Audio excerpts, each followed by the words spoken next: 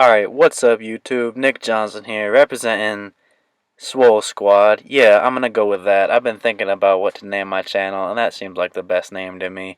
But anyways, here we are drinking our pre-workout right now, about to have our first ever speed upper body day, so speed bench and stuff like that. So here we are warming up, and just I've been really trying to loosen up my upper pecs. Those are really tight, and my traps get really tight also. But hold on, check out Peter's moves right here.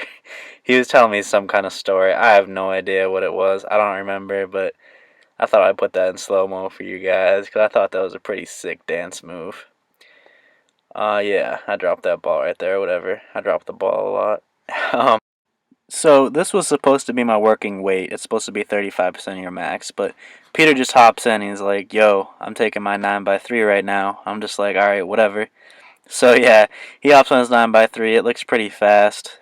He was supposed to use, I think, 85 pounds, but just felt that was too light, which I understand that. I only ended up using 20 pounds more. It is a speed day. It doesn't really matter how much weight you lift. It's about how fast you lift it and generating that explosive power.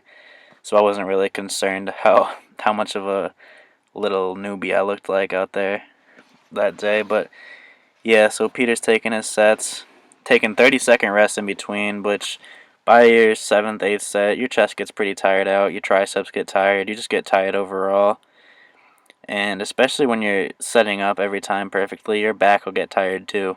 Peter's bench right now is around 230, 235, something like that. He considers it to be his weak point, and it is, I guess, because his deadlift is around 475. His squat is damn near 400 right now. So hopefully Peter gets his bench up on this program. I think he'll make some major gains in that bench department and squat and deadlift. But anyways, here's my 9x3. It feels really light to me, like really light, and I'm just trying to move it as fast as possible and pause at the bottom, which I guess you're not supposed to do. I figured that out after. You're not supposed to pause it, but I did anyways just because it felt better. Next time I want to do it, whatever, you live and learn. The bench is definitely my strong point. My bench is 325 right now. Keep in mind I'm 17 years old, so that's pretty good for a 17-year-old, but my squat is lacking at 370 and my deadlift's like 405. Oh, here's Anthony. This is a guy that wrote us a program, taught us just about everything we know right now about the Westside conjugate program and stuff like that. He's a really cool guy. But yeah, my deadlift is by far my weak point. I think it's like 405. I was hitting 315 for a 5x5 pretty easily, but whatever. This is bench day. I don't want to think about my deadlift, my weak point today.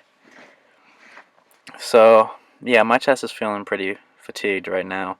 And yeah, I've never done anything like this for my bench, increasing my bench. I've always done 5x5s and 3x8s and stuff like that for my whole life. So, this is nice to switch it up. I feel like I haven't tried to max out on bench in like 3 weeks, but I already feel like it's going to be like at least 5 pounds heavier. Like, I think I'm going to set a new PR next time I try to max out. And I also think that I've got some potential to make some pretty fast gains because I've never focused primarily on strength. I was into bodybuilding for the first year that I was lifting, so we'll see. I hope I make some quick gains, but even if I don't, it's not that big of a deal. Even if my bench goes up 10 pounds in 2 months, I'll be happy. That's pretty solid. I'll be happy with a 335 bench. What I really want is for my squat and deadlifts to go up. That's really what's important to me. But yeah. So this feels pretty good. It's Sunday right now. We did this Saturday, so it's like 24 hours after. My chest is not too sore actually. But my triceps are. So that shows me that my triceps are probably my weak point. Um, that day, that was the craziest chest pump I ever had. No bodybuilding workouts that I'd ever done gave me that kind of a chest pump. We did do close grip 4x20s after this, but still, it was just an insane chest pump. I really like the feeling of the bands and just the idea of the bands being there, providing that extra resistance. It's different from light weights, cause the tension varies. When you're at the bottom, there's not as much tension, and when you're at the top, there's a lot of tension. So the tension is constantly increasing as you're going up. So you literally, especially on deadlifts, you have to explode up, or else you're not going to be able to move the weight, and you're going to get stuck. So that's part of the reason I like it. I just like the idea too. it's just, yeah. So here's my last set, I think. I do these pretty quick. I'm pretty fatigued, but I also still feel pretty explosive. It's only 3 reps. Can do anything for 3 reps, right? Right, babe? Yeah, so here's Peter's 4x20 on the close grip. This is 115, and he does these decently effortlessly. These are actually, we make them look kind of effortless, or at least he does. I think I struggle with the last 4 reps every time, but these really burn the crap out of your triceps, you know? Like, they're so pumped that it's, like, hard to move them. And here's 155. I did this, I was just like, oh yeah, this is way too light. I tried 135 before this, and it was just, like, too easy, so I didn't count that as a set, and I went straight to this. But here I am struggling on my last few reps, but, you know, whatever it takes. Here's Peter's second set. Does them pretty fast. Just look at that arch. I want that arch. You could slide an entire foam roller under his back right there. I'm jealous of that. I'd trade benches with him for that kind of an arch, maybe. I don't know. It's a pretty nice arch.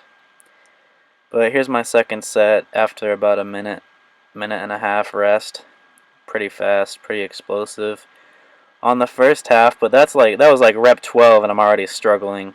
Like, these last 8 reps are such a grind. And keep in mind, this is the video is sped up, so when I'm pausing at the top like that, it's not really 2 seconds, it's more like a 5-second pause, and I had to set the weight down and restart. Not restart, but I just did my final 2 reps after that. And Peter's just plugging along, doing this without too much of a problem. His triceps are just as fatigued as mine, though. Yeah, again, that arch. Every single time, I need to work on my arch. If it was New Year's, that would be my New Year's resolution right now. I need a freaking back arch. But yeah, we finished those up. Went to 4x15 of shoulder press. No back, so that we just weren't resting our backs against anything to help stabilize our backs and stuff. But yeah, these were actually really hard because our shoulders and tris were really fatigued from all the benching that we had done. So we're using very light dumbbells. 30 pounds for me, 35 pounds for me, 30 for Peter.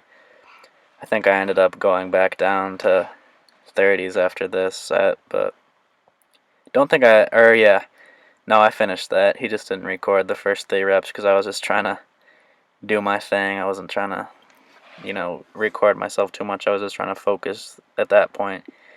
But here's 8x8s of lat pull downs, and these are pretty tiring because it's 8 sets of 8 reps. And that's pretty hard. I was using, I think I was using 140. He was using 120. And then we moved on to band push downs, 4 sets of 30. I could barely finish my 4th set of this. We didn't film all 4 sets because, keep in mind, we're trying to make some gains here. And, we love to put out content and stuff, but we got to focus too when we're in the gym. And we completely forgot about these rows, 4 sets of 15 of these. We completely forgot. We saw that they were in the program after we were just about to leave the gym, so we went back and did them. But yeah, thanks for watching, guys.